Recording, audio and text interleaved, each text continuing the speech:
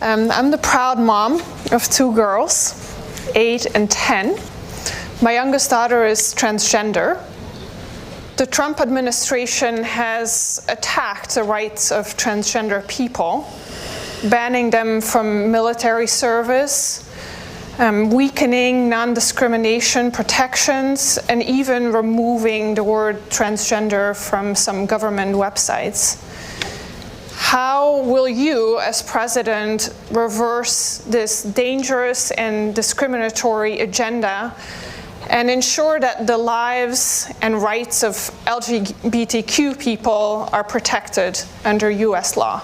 I will flat out just change the law. Eliminate those executive orders, number one. You may recall, I'm the guy who said, I was raised by a man who, I remember I was being dropped off. My dad was a high school educated, well-read man who was a really decent guy, and I was being dropped off to get an application in the center of our city, Wilmington, Delaware, the corporate capital of the world at the time. And these two men, I'm getting out to get an application to be a lifeguard in the African-American community because there was a big swimming pool complex.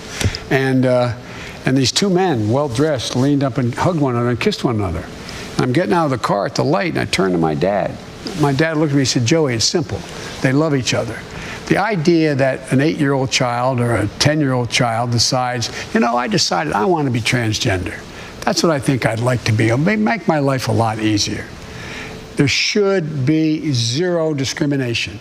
And what's happening is too many transgender women of color are being murdered.